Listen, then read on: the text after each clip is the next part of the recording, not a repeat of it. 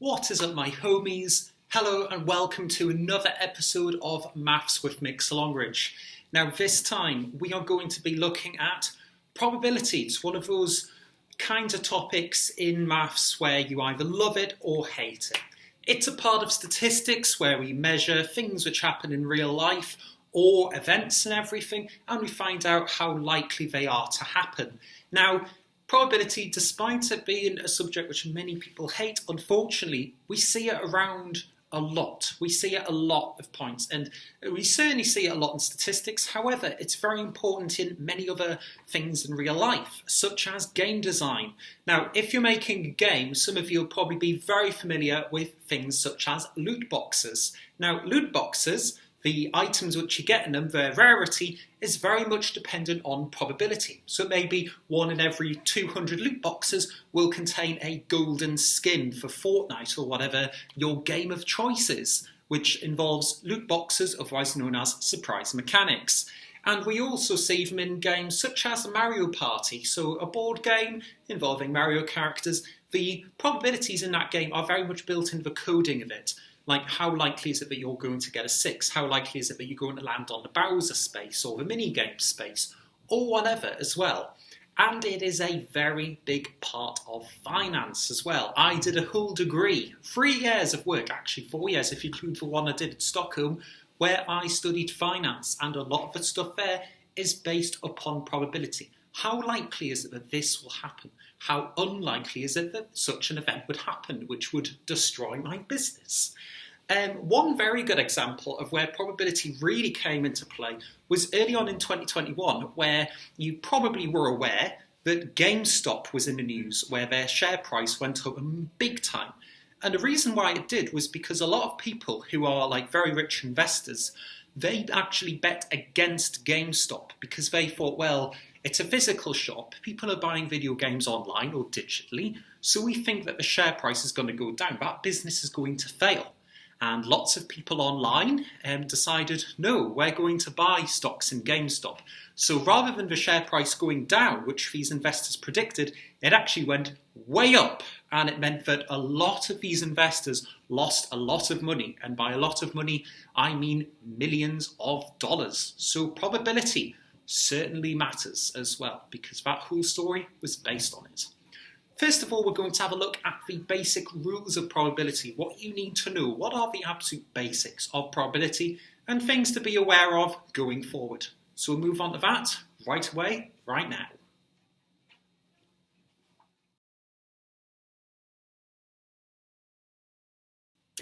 Okay, so first thing that we're going to do here is just go through the laws of probability. Basically, what are the main rules you need to know about probability so that you know how it works, and also a few little reality checks on the way. Now, the first thing that we should be aware about probability is that it always is between 0 and 1. Nothing less than 0, so we're not dealing with negatives here, and nothing more than 1. A probability will always be between those two. So, I've got a little probability scale here. You've got 0 at one end and 1 at the other. We cannot go outside of this when we're talking about probability. It's always between 0 and 1. Now, we have different words we can describe here. So we've got impossible, where an event will certainly not happen, i.e. I am filming this on a Thursday. What's the probability that tomorrow will be Saturday? Well, it'll be impossible because we've got Friday in the way, first of all. So we've got that. And then we move further up, so we've got unlikely. Now, I've put it here as 0.25. Now, it's kind of like a range. Even if you can say something like 3%, if there was a probability of 3% of something happening, we would just describe that as like highly unlikely. So we can use these words, likely and unlikely have a bit of a like kind of range, really. So we've got that there. Then we have even chance, where it's kind of like 50-50. Flip a coin, heads or tails. Something like that does the job. Then we have likely, which is 0.75, around about that. If you had like 60% or 0.8, that could also be described as likely as well. And then at the end we have 1, an event which is certain to happen. So it will be like, in this case, tomorrow is Friday. I'm filming this on a Thursday, so that is certain to happen. So we have this probability scale here.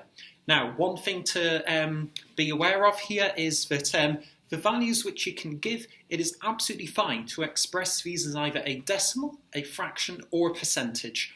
All three of them are absolutely fine. Remember, if you say a decimal, it can be written as a fraction or percentage should we need to do so. So there's no harm in doing any of these, unless if it says exactly in the question which way you should write it, then you should be very careful. But personally, my favourite, fractions, you'll see why when we do tree diagrams. So, another thing we need to also be aware of is the general rule of how we calculate probability. So, the top part here is the number of ways an event can happen. So we might think about like, well, what's all the possibilities of with this thing? So it might be like a football match, win, lose or draw. So we'd work out probabilities of each of them. And then it would be out of the total number of outcomes. So if it's like, say, a six-sided dice, we would have 6 possible outcomes. We'll get 1, 2, 3, 4, 5 or 6. If it's, say, numbers in the lottery, if the lottery consists of 49 numbers, then we would have a 49 there. So it can vary quite a lot. However, a lot of the examples you'll get will be rather straightforward, so just be very careful about that. So let's do some applied examples. I've got a blue flavoured pen here. Let's say the probability of getting even on a fair six-sided dice. Now, what we mean by fair is basically it's equal across the board. We're not going to have the opposite of that as a biased dice, where it might be like rather more likely for you to get a 2 than a 5 or something like that. We're dealing with a fair, nice and fair six-sided dice, which is probably good for when you play Monopoly. So, if we have an even here, we've got to think about, well, how many outcomes can we get on a six-sided dice? Well, we'd have 6, wouldn't we? So we'll have 6. Now, if it's an even number, think about your numbers through 1 to 6. Which ones are jämntal? Jämntal, well, we'll have 2, we'll have 4, and we'll have 6 as well. So out of those 6 outcomes, 3 of them will be even. Now, if we ever have a fraction as an answer, you've got to ask yourself the same 3-word question every single time. Will it simplify? In this case, yes it will. So it'll go to a half. A half will be your final answer here. If you were to write 0.5 or 50%, that's absolutely fine. No problem there whatsoever. So moving on, another kind of example which you might see quite often is a spinner. Also what I like to call it a wheel of misfortune, because it sounds cooler. So what we have here is we'll have a spinner. We've got A, B and C. So what we've got to think about is, for the probability of A here, well, with these kinds of questions, think about how many sections do we have to our one. Now make sure these sections are of equal size. It's important that they're equal size. If not, it can get a little bit messy. But these ones are equal size. These are all quarters.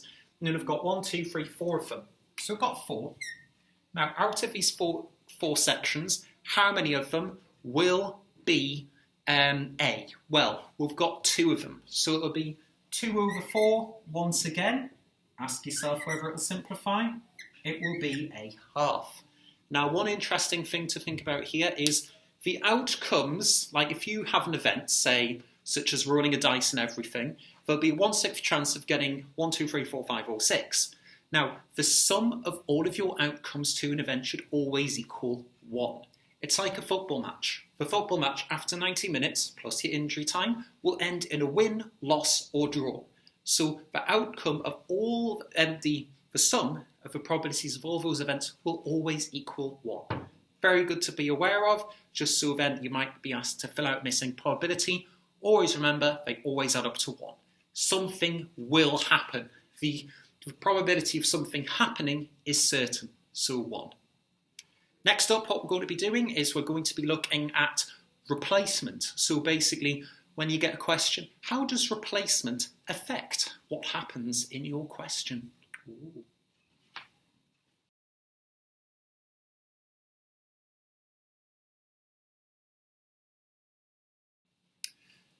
We're now moving on to replacement, which is something very important when we're dealing with probability, because it can certainly impact how probability works. You often see this when it comes to playing cards and everything, and in real life, It certainly affects games such as blackjack. So card games such as blackjack, lots of people are very good at a thing called card counting, and it involves a lot of probability, including without replacement. So that it's very interesting in real life. So certainly a topic which you can delve quite fairly deep into. But we're going to keep it simple with this kind of question here. So in a bag of Los Godis, otherwise known as pick and mix in good old Blighty, I have 6 curly whirlies, 9 double-deckers and 5 whispers. I like that. We could do with some Turkish delight in there to make it absolutely godly. Now, find the probability of getting 2 curly whirlies in a row without replacement. Utan ersättning. Ersättning is pretty much the word for replacement. So that's your keyword på svenska right here. So we have a bag of candy here. We've got a bag of Los Godis. Now, we need to find out the probability without replacement for a curly whirly.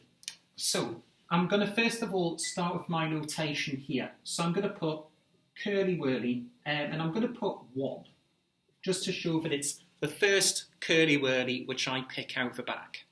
Now what we need to do is we need to think about how many sweets do we have in this bag. So the total, in other words, the total number of outcomes here. Now, we have 6 sweets here, we've got 9 sweets here, and we've got 5 sweets here. So we're doing a bit of addition. 6 plus 9 plus 5 will give me 20. So we will have 20 sweets here. Now, out of those sweets, how many of them are going to be curly whirlies? Well, we have 6 curly whirlies right here. So in this case, what we're going to do is we're going to have out of those 20 different outcomes, out of those 20 sweets, 6 of them are curly whirlies. Now we can do a little bit of simplifying here. We can, both the top and the bottom are divisible by 2, so you can have 3 over 10. Now, if this is without replacement, so basically, just like real life, imagine you've put your hand into the bag, you've found, curly whirly, you're going to munch on it, you're going to eat it. Now, will that affect the probability? Well, if you think about it, yes, because you had 20 sweets in the bag. You've ate one of them, so you've effectively subtracted 1. So you're now going to have 19 different sweets in the bag. So the probability of curly whirly 2, we're going to have 19 sweets in the bag. Now this is where it starts to get a little bit interesting. That was what you originally had in the bag. Now, obviously, we've got 19 sweets. One of them has been eaten. That's one of the curly whirlies. So we've not got 6 curly whirlies anymore. We've only got 5 curly whirlies, which is quite sad because I would love an unlimited supply of curly whirlies. But that's not how life works, sadly. We've got 5. So out of those 19 sweets left in the bag, we have 5. Now, we can't really simplify that. We've got some disgusting prime numbers there. So we leave it at that. Now, let's see with replacement. How does this differ to an extent? So, let's first of all do probability of curly whirly number 1. Now, curly whirly number 1, well, that's going to be you had 20 sweets in your bag and 6 of them were curly whirlies. So, it's going to be pretty much the same as here, isn't it? 3 over 10, by the way, 0.3, 30%, they do the job just fine if you get either of those here. Also, 5 over 19 gives you a disgusting decimal and disgusting percentage. So this is why I personally prefer, if possible, in whatever way you can, leave it as a fraction. It makes your life a lot easier with these numbers and does the same job. So, we're now going to think about what is the second curly whirly going to be. Now, remember here, this is with replacement. So basically, what we're doing is we're rummaging around in our bag of Los Godis, which we got from Pressbyrån or whatever shop of your choice, and you've picked out a curly whirly, and then you've decided, ooh, I don't like curly whirly, I'm going to put it back. Now, will that affect the probability? Well, you had 20 sweets in the bag, you've taken one out, but then you've put it back, so there's still 20 sweets in the bag. And has the number of curly whirlies changed? Well, it hasn't. So it does absolutely no difference to your probability whatsoever with replacement in this case. What sometimes can happen is you take one, but then you put it back. So that might be like the number of balls in a bag. You pick out a blue ball, then you put it back in again. But in this case, it's just, I've looked at the Curly Wurly and gone, ooh, Curly Wurly, gross. I don't like caramel wrapped in chocolate. I'm going to put it back in there and hopefully get a double decker or a whisper. So with this one here, probability of Curly Wurly 2, well, it's just going to be the same as this. And we'll keep it, hopefully it's simplified, 3 over 10, otherwise known as 0.3 or 30%. So just be very careful with or without replacement. If it's not being replaced, you've basically ate it. You've eaten it, so therefore it's gone. Boom. It's also like a pack of cards.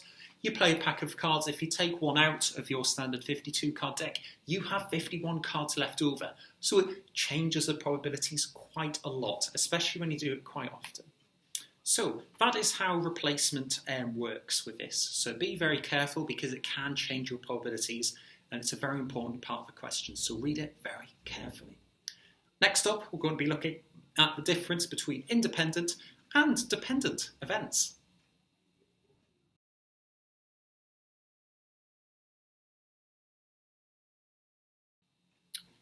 We're now moving on to a little bit all about the keywords here. Two of the very important keywords when it comes to probability, which can be very confusing. Back in the day, I got a little bit confused with it, so I'm going to try and make this as easy as possible. These are independent and dependent events. What do we mean by them? Well, for independent events, the outcome of an event, or the probability of it, does not rely on the outcome of another event. So basically, this is like rolling 2 dice in a game of Monopoly, because don't forget, you roll 2 dice every turn. It's not just one, it's 2 6-sided dice. Now, what happens is, when you roll those 2 dice, the probability of getting a 2 on one of those dice is not, it's in no way affected by whatever you roll on the other dice. It's not like they're interconnected by one another. It's like, roll dice number 1, roll dice number 2. There might be a double, you might get a 3 and a 3, you get to roll again. But the outcomes of them are not, they're not linked in any way. They're completely and utterly separate. It might be like getting 20% off a Dunkin'. The probability of getting 20% off your Dunkin' meal is in no way related to whether you own a pet dog or something like that. Or whether it's like the probability of finding a Billy's Pizza at home is not related to the, it's in no way related to what the weather's like outside. The polar opposite of that is a dependent event, where the probability of an event happening is dependent on the probability of another event happening. Now, this is kind of like if you play a football match. If your team scores 3 goals, or at least scores a goal, that will certainly increase the probability of you winning the match. If you score more goals, there's a greater likelihood that you will win the match, or if you score more points in basketball. It may also mean that, like, if you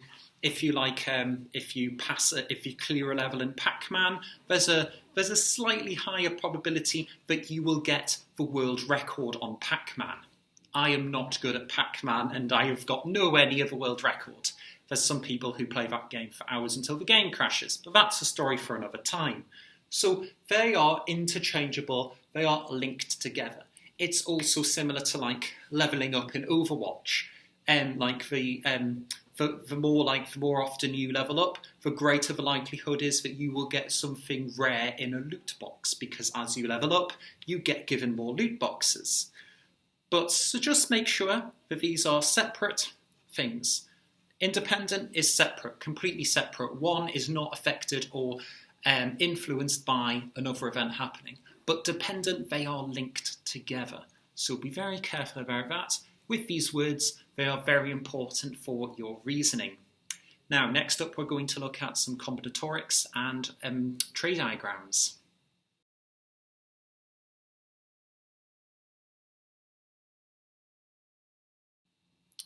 So we're now on to combinatorics. Combinatorics is a very cool chapter in relation to probability and statistics at large, really. Has a lot to do with computing, so if you're going into that or wanting to go into it, it's something very cool to know, where you can make a lot of things out of just a few little small components. Now, what we're going to do is going to have a look at an example of Daisy's Diner here. Yes, I've been racking my brain with Super Mario and Nintendo knowledge to come up with these wacky names for what we're going to have. So we have, what we're going to say is, you are going to have a 3-course meal at Daisy's Diner. And what we're going to do is we're going to investigate how many different combinations of meals can we have at Daisy's Diner. So what we're going to do is we're going to start off with, well, we've got 2 options here. So we've got toad soup and superstar salad. And then we've got 3 different menus to choose from: Mario macaroni, Yoshi egg omelette, and a Bowser burger. And then we've got 2 desserts to choose from. We've got Toadette tiramisu or Waluigi waffles. Not sure what any of those would taste like, I'm very curious. However, let's get straight to the maths here. Now, what we can do to show this and illustrate it is we can actually use what's called a tree diagram to actually demonstrate and show pretty much visually how many options we have here. So what we're going to do is we're going to start from the top here. Now, we need to, basically with combinatorics, you need to think about what choices do we have to make and how many options have we got here. So the first choice we have to make is what starter are we going to have. And how many options do we have for that? Well, we have 2. We've got toad soup or the superstar salad. So we're going to start here, and I'm going to write starter here because this is where our starter is going to begin. So we've got toad soup or we've got superstar salad, SS as well. Now, what we need to now think about is what is our second choice? What's our second decision we have to make here? Well, our decision is involving the mains here. So we've got Mario macaroni, Yoshi egg omelette, or Bowser burger. We have 3 options to make. So if I chose toad soup, I still have 3 options. So I'm going to put 3 branches out from here.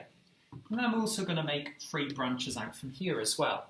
And I'm just going to keep this really simple: macaroni, omelette, or burger, macaroni, omelette, or burger. And then I'm going to write here mains, just to show that these are our main courses which we have to choose from. And then from here, no matter what we've chosen here, we have a dessert to make. So we're going to, a dessert to eat instead, not make, hopefully not anyways.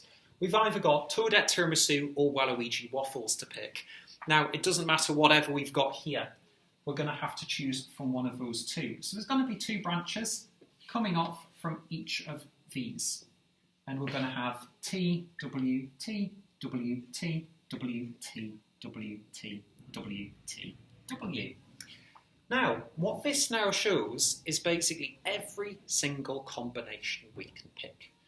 This is always our starting point. You might see this diagram flipped 90 degrees, but you always start from here and you go along each branch. It's kind of like a little path you're going to pick. So you've got a fork in the path here. Are you going to go left or right? In this case, are you going to choose the soup or the salad?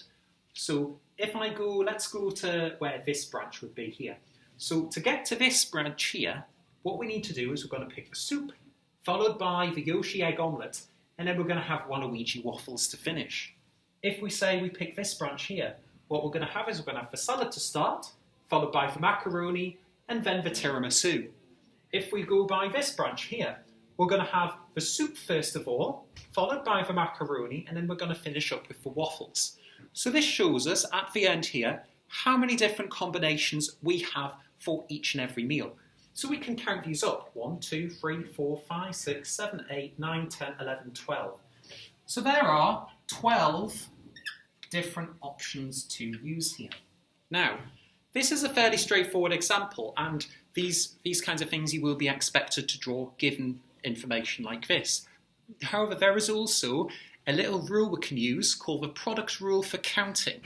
And what this does is it basically fast-tracks this. Now, this doesn't rule out the tree diagram. You may be required to draw this.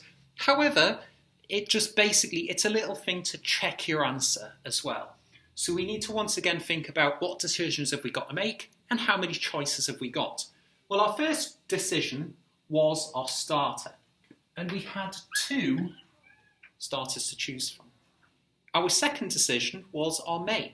How many mains did we have to choose from? Well, we had 3. So our second value is going to be 3. And then we had finally our final decision, third decision, dessert. And we had 2 options there. So we're going to have 2 here. Now the product rule, obviously the name suggesting product, means we're multiplying. So what we're going to do is we're going to get 2 multiplied by 3 multiplied by 2. So with questions like this, do 2 times 3 first and then do with each and every bit as it goes. 2 multiplied by 3 is 6.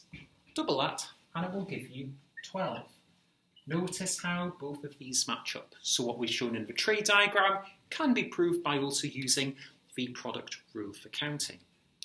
Next up, we're going to do a little bit more on tree diagrams. We're going to basically put probability into them as well and look at some of the little rules which we have attached to them as well, just to be very careful of.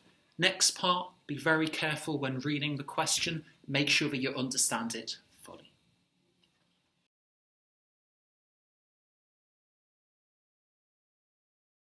So we are now on to tree diagrams. Now, going from experience, this is the hardest part of probability from what I've seen in Year 8 and in Year 6. We're going to go through a few examples here so that you get into the groove of how this works and what you can expect from the questions we usually ask you when it comes to tree diagrams.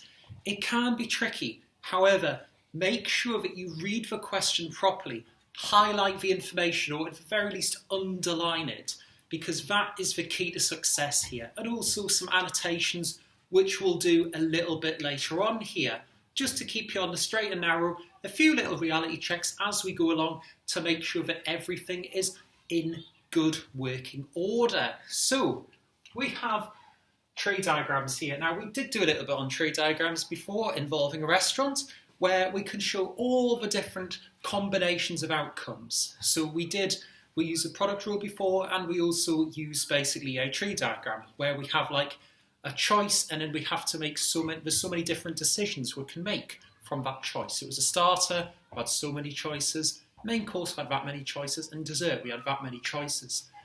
A tree diagram question will look something like this. What we need to make clear, which will be made clear in just a second, is and equals multiply and or equals addition. Now, when it comes to tree diagrams, keeping them in fractions is lovely and easy. It means we're not dealing with multiplying by decimals, which is gross, and percentages, multiplying percentages, gross. Multiplying fractions does the job, and it's a lot easier. If we need to leave our answer in a decimal percent, we'll do it at the end. So, this question here, Steph takes 2 penalties at a football festival. Probability that she scores is 2/5. Draw a tree diagram for this information. Now, usually you'll be provided with a tree diagram like this, showing and illustrating all the different possible outcomes. Now, what I would do at this point is I would write on, this is showing what happens at kick number 1, and this shows what happens at kick number 2. There we go. So, we've got that. Now we need to get the information from here for 2/5 and whack it onto our tree diagram. Now, obviously scoring will be 2/5. But then remember, there's one of 2 outcomes which can happen from a penalty. Either you're going to score or you're going to miss. And don't forget, the sum of all of our outcomes for an event always equals exactly 1. So what do we add to 2/5? To get to 1, we add 3/5. So that's what it is here. So we know the probabilities now of scoring or missing every single time that Steph takes a shot at the penalty shootout. And we'll do this here as well. So a goal will be 2/5, a miss will be 3/5, a goal will be 2/5, and a miss will be 3/5. Now, what we're going to do here is we're going to do a little bit of notation. We could delve in to B and C right now. However, from my experience and from what I've seen before, it's a good idea to annotate your diagram as much as possible and make your life a lot easier with these questions for B and C. And we can have a little check to make sure that what we're doing so far is in good working order. So what I'm going to do here is we've got a goal and a goal. Now, how I'm going to represent a goal is with a tick and with a miss as a cross. So if I go down this path here, we've got a goal, then a goal. So I'm going to show that using 2 ticks. If we go along this path, we've got a tick, then a cross. If we go down this path, we've got a cross, then a tick. And then if we go down this path, we've got 2 crosses. Boom. Now, we need to work out what the probability is for each of these outcomes here, each of these combination of outcomes. So what we're doing is we're finding out what's the probability of Steph scoring and scoring again. Boom, here's a key word, and multiply. So what we've got to do here is multiply 2/5 by 2/5. Now, multiplying fractions is lovely. Get your numerators, 2 and 2, multiply them together, and you get 4. And you multiply your denominators together, and that's 25. And we'll do the same for all of these. So 2 times 3, 6 out of 25. Then we've got 6 out of 25. And we've got 9 out of 25. So we now have the combination of all the probabilities we've got here. I'm going to put this in a nice little box. Et voila. Right. This information is going to help us. But what we're going to do is all of these must add up to 1. These must add to 1. This is our big reality check we need to do. Now, adding fractions, we've got to make sure we have the same denominator. So what I would say here is don't bother simplifying here. If we're going to simplify anywhere, we'll simplify at the end for B and C. So let's add our numerators. 4, 10, 16, 25. 25 25ths gives us exactly 1. Boom, that's good. So these are correct. Now, what we need to do is we need to find the probability that she scores at least once. So what I'm going to do is I'm going to write at least 1 tick. Now, we've got to look here. Don't forget, we've represented scoring as a tick. So, if we get at least 1, now this is very careful. There is a big difference between the words at least and only. At least is minced. Now, think of it this way. If I have at least 1 Billy's pizza, I could have 5 Billy's pizzas. I could have 400. I could have 800 and not eat anything else for the rest of the year. Not very good. Don't do that. So, what we need to do is we need to think about, well, let's go through our outcomes. She could have got this one here, because we've got at least 1 tick in this outcome. So we're going to get this one. Now, we've got this outcome. Or, she could have got this one here, because that has at least 1 tick. So we're going to add that together, using our keywords here. And well, or she could have got this one here. She could have got 1 here, where she could have missed the first but got the second. So she could add this one up as well. Now, common denominators are lovely to deal with. 4, 10, 16, 16 out of 25. Now, unless if it asks, leave it at that. A fraction is just as good as a decimal or percentage. If you wanted that as a decimal, it's going to be 0.64, or otherwise known as 64%. Now, you could have also got this by basically getting 1, all of your outcomes, and just removing what was left. Now, removing usually involves subtraction. So what we could have done is we could have started with 25 25ths or 1, and just taken away that. We would have also got to 16 over 25. So there's 2 different ways of working out that kind of question. I personally prefer this one because you're scanning through each and every possible outcome to see which ones fit the rule. The second one, C, probability only 1 tick. If I have only 1 Billy's pizza, then, well, there's only a single Billy's pizza on my plate. I've not got 7, I've not got 9, I've only got 1 Billy's pizza there. So we've got to once again scan through. Have we got only 1 tick here? Well, we don't, so this one isn't going to fit our rule. We don't care about it. Now, we could have got this one. We could have got this because this has only 1 tick in this little combination we've got. So we're going to include that one. 6 over 25 will be there. And this one, we've only got 1 tick. So this one as well, we're also going to include that. Now, think of it this way. This is where I notice a lot of common mistakes. Some people only think, well, this one will count, so therefore your answer is 6 over 25. Well, yes, you can score the first penalty but miss the other one. But those outcomes could happen the other way round. You miss the first one, everyone goes, ah! But then you get some composure and you score the second one. Nice. So, we're going to include this one here. This one, have we got only 1 x? Well, we've got no x's. We've got no ticks even. So therefore, we're not going to count that one. This is why I like to scan through these. So we've got common denominators once again, 6 over 25 plus 6 over 25. That gives us 12 over 25. For those curious amongst you, that's 0.48 or 48%. So, very important thing with this is list all of your outcomes. Do this before you crack on with these questions, because by doing this, you're saving yourself a lot of hard work with these questions and you're less likely to make mistakes as you go along. Scanning through your outcomes, seeing which ones fit the rule, and then doing the little number crunching here as well. We're going to do another example on this in case you haven't quite got it here. Very similar rules once again, just so you've got the idea.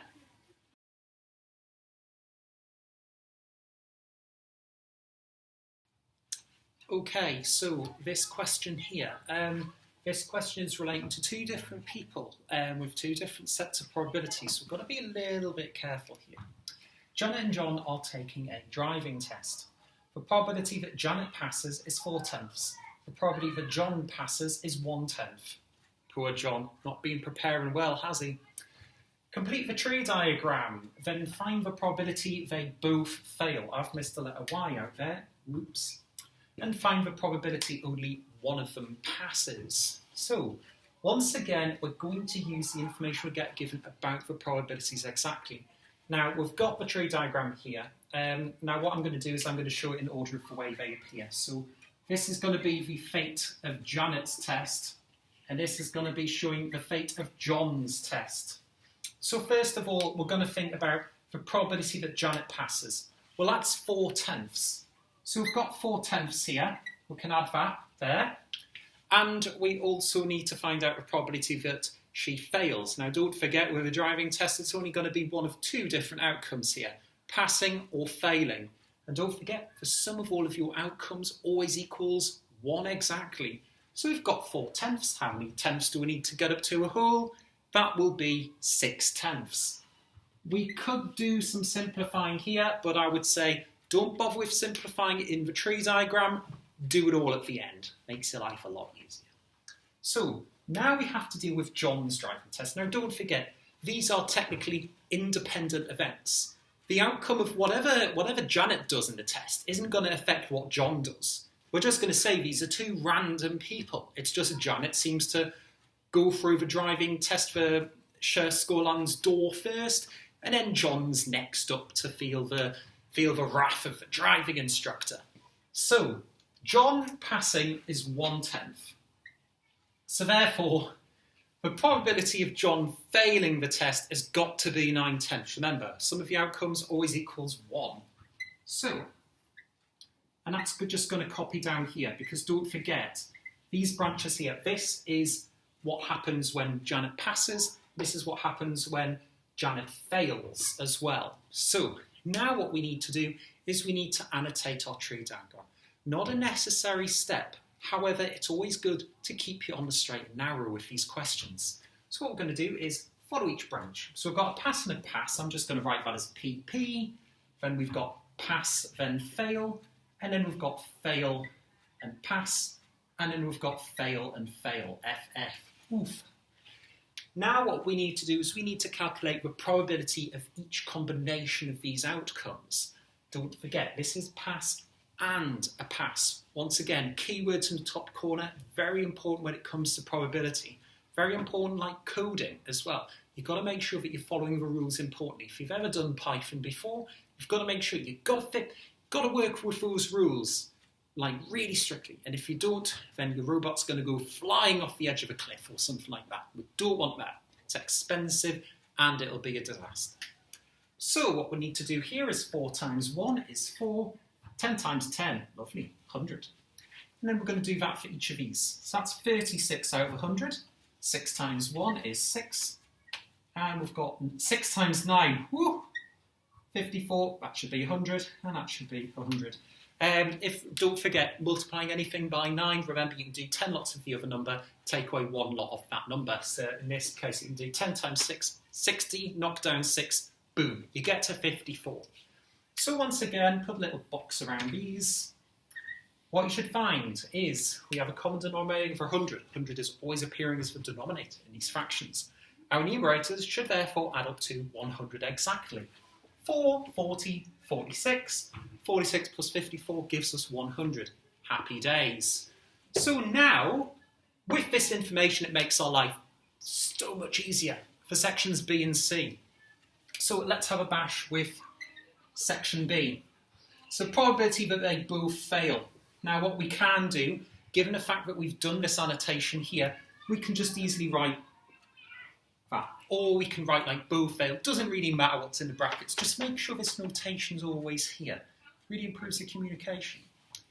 So fail, fail, 54 over 100.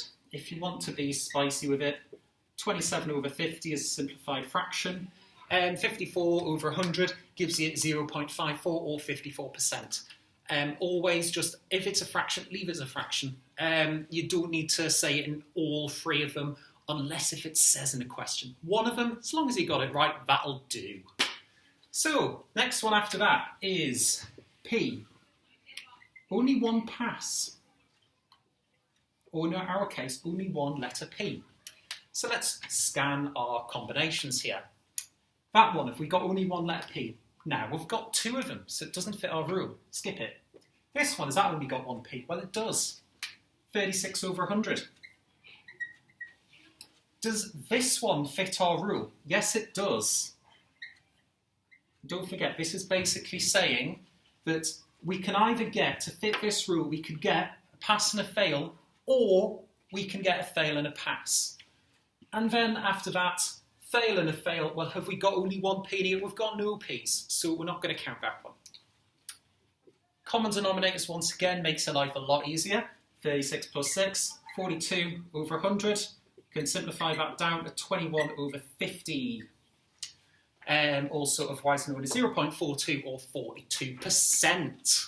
So that is how we do these questions here. Remember, annotations here are very, very helpful for when you're answering these later questions here. It makes the life a lot easier. We're going to do another example. This one's a little bit more spicy. We're going to throw into it replacement or no replacement. Ooh.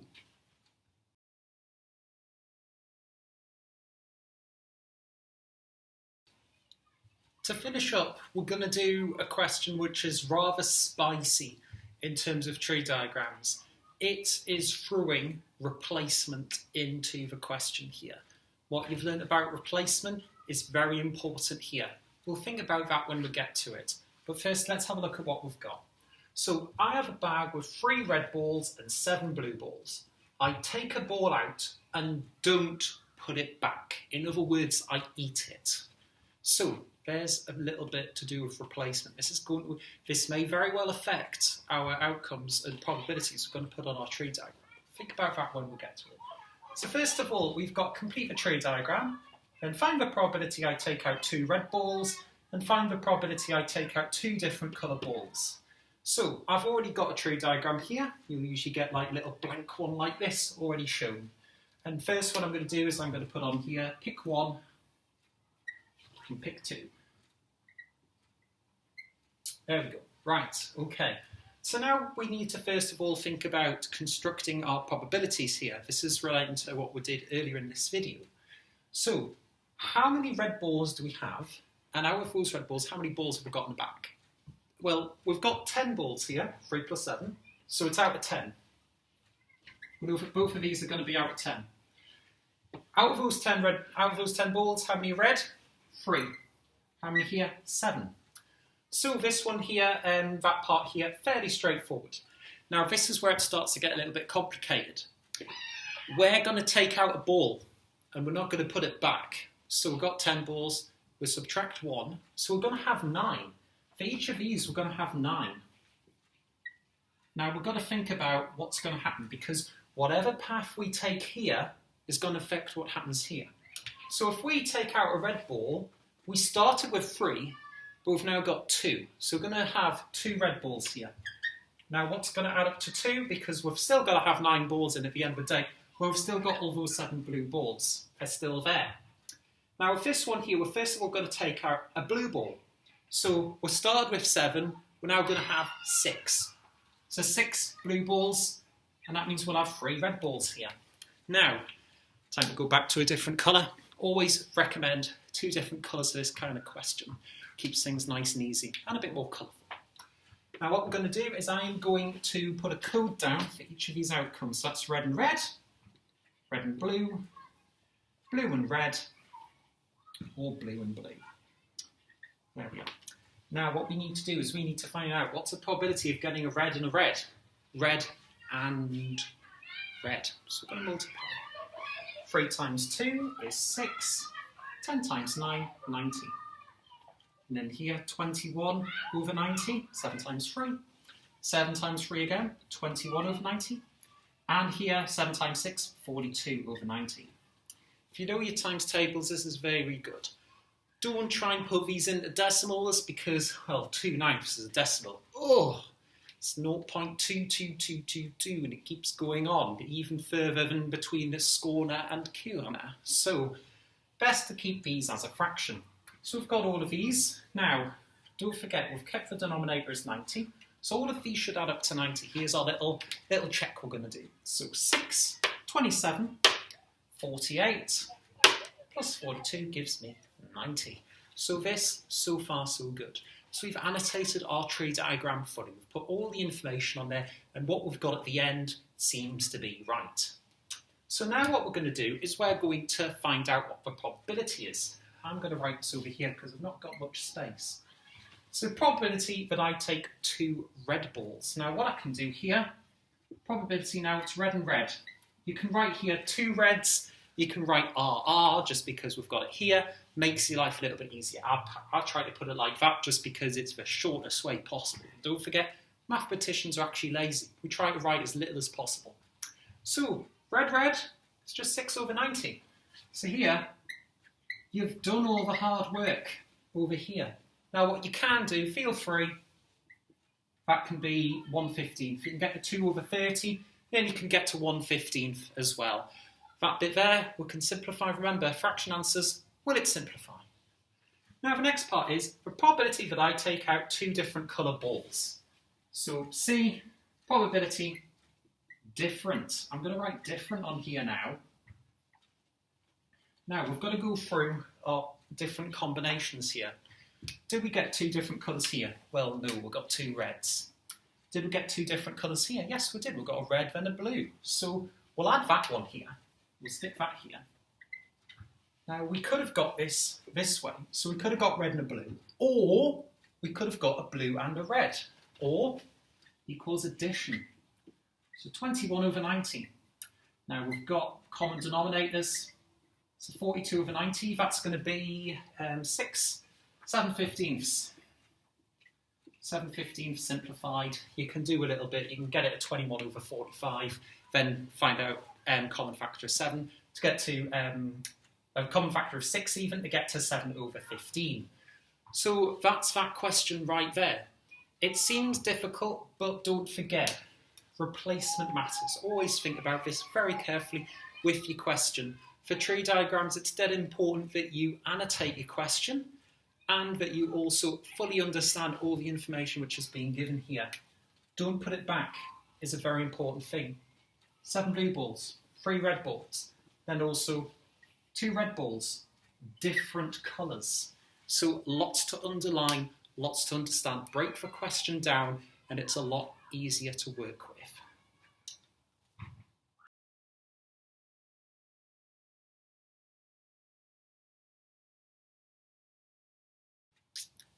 Sample space diagrams, little less tricky than tree diagrams, which is wonderful. We need a little break from those things. Ugh.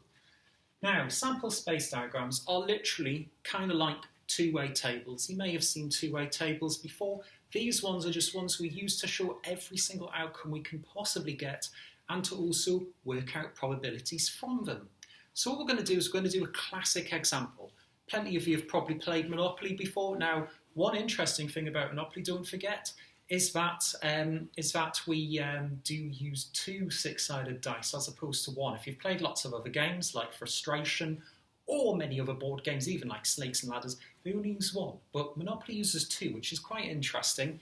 and we're dealing with the sum of those numbers as well. So we're going to do a diagram basically showing the sum of two six-sided dice. In other words, all the outcomes you can get from a single throw of the dice in a game of Monopoly, which I have to say, in my personal opinion, is my least favourite board game because it goes on for far too long and usually it involves your mates ganging up on one another and forcing one of you to go bankrupt. So what we're going to do is we're going to draw a table like this. I'm going to put a plus here just to show that we are dealing with the sum. Now what I'm going to put on here is the sum, what we get on dice number 1. And I'm going to put on here what we get on dice number 2. So, on dice number 1, don't forget, fair six-sided dice, we're assuming it's fair, so there's an equal probability of getting a 1, 2, 3, 4, 5, or 6. And on here, we're going to write 1, 2, 3, 4, 5, and 6. Likewise, on dice number 2, we're going to get 1, 2, 3, 4, 5, or 6. So we're going to do that here. 1, 2, 3, 4, 5, and 6. Now don't forget, we're dealing with the sum here. So in this case here, we'll get 1, 1. That gives us 2. And what you'll find is, we're going to do this for each and every one of them. 3, 4, 5, 6, 7, and 8. And 4, 5, 6, 7, 8, 9. 5, 6, 7, 3, 4, 5, 6, 7, 8. 7, 8, 9. 8, 9, 10. 9, 10, 11, 10, 11, and 12. There we go. So we've now filled out all the outcomes here. Inside our sample space diagram is where we're going to find all the different outcomes here. Now, some of you who are probably aware of area, 6 times 6 means there's 36 different combinations, a lot. Just from 3, 2 six-sided dice, who'd have thought that? What we can do is we can use this information to work out, in Monopoly as well, what's the probability of rolling a double? Because don't forget, if you roll a double in Monopoly, like a 1 and a 1, or a 3 and a 3, or a 5 and a 5, you get to roll again. So what we can do is probability of getting a double. Now this is a good opportunity to use a different colour pen. So I'm going to go for my blue faved pen. So in this case, this one fits a row, this one, this one, this one, this one, and this one. 1 and 1, 2 and 2, 3 and 3, 4 and 4, 5 and 5, and 6 and 6. So what we can get is 1, 2, 3, 4, 5, 6. 6 out of our 36 different outcomes give us a double. Or we can simplify that down to 1/6. So there's a 1/6 chance in Monopoly that you will get a double and you'll get to roll again. Now what we can do is, there's also a rule where if you get 3 doubles in a row, you get sent straight to jail. So what we can do there is just multiply that 1/6 by 1/6 by 1/6. It's a 1 in 216 chance of going to jail in Monopoly by rolling 3 doubles. Happens a lot more than you think. So, there's that rule there. What we can also do is we can get a probability of getting 9. Now, we've got these here, ignore the blue circles here. So, how many of our outcomes give us a 9? Well, that one, that one, that one, and that one. So, in other words, 4 out of our 36 outcomes here give us a sum of 9. Now we can simplify that down. That will give us 1/9 as our probability here.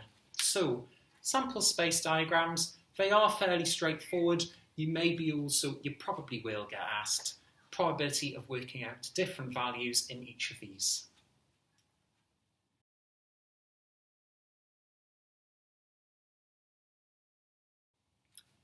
Congratulations, you've now got through all of probability. If you're still here, thank you very much for your patience.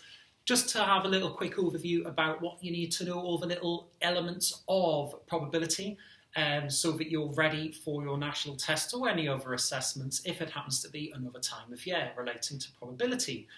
So first what we did was we looked through the laws of probability. This is the probability scale. We start at 0, we end at 1. We go no higher or no lower than those values. It's always between 0 and 1, so we've got to be very careful about that. We also found out how do we calculate probability, so it's like the number of desired outcomes over the number of outcomes we have in total. So remember, fitting rules. This is all about fitting rules probability. And we also looked at independent versus dependent events. So this is like rolling a dice. It's completely separate. What you get on one dice is separate from what you get on your second roll or a second dice you might have if you happen to have multiple dice like myself. I'm a Dungeons & Dragons player, so of course I have dice everywhere. We then also moved on to replacement. Remember, it's very careful and it's very important. Like if we have a pick and mix bag or a nurse Godis bag, of sweets, remember, if we have 20 sweets in there and I eat one, then it's going to change the probability of what's left in that Lus Godis bag. If I take it out and go, ugh, it's one of those horrible foam-like skull things, the licorice ones, not a fan of them, then I might put it back. So that's with replacement, and it's without replacement. If I just eat it, it's going one way down in my stomach. Then we also did combinatorics. This was involving the product rule for counting. So counting out using multiplication, the magic of multiplication in fact, how many different outcomes we can have for things. So we did this example on a Mario-themed diner, and we got to work that out. We also illustrated those outcomes by using a tree diagram. And then we took that one step further by throwing probability into it, because probability is a very important step when it comes to tree diagrams. And then after that, we did a sample space diagram. Sample space diagrams, fairly straightforward, just a little two-way table showing all the different outcomes we can possibly get and finding probabilities from them. So wrapping that all the way nicely back to laws of probability. There's a lot of information about probability. It's a tricky subject. And if there's one area I would say you should focus on, tree diagrams with probability. It gets very difficult, but make sure you highlight parts of a question, important parts of a question. Know your laws of probability. Do the checks and annotate your diagrams fully. If you do all of that, you'll be flying through probability, and then we'll turn it up and do some spicy stuff at a later date as well. But once again, thank you very much for watching. I've been Mick Slongridge, your host of all the maths stuff. I'm a maths nerd myself. Don't forget to like and subscribe. It's in the bottom corner there. About 75% of people who are watching are actually not subscribed. So let's change that. Let's get more subscribers, and you can check out more videos which I'm going to be putting up later in the future. Thank you very much for watching. Ta-ra.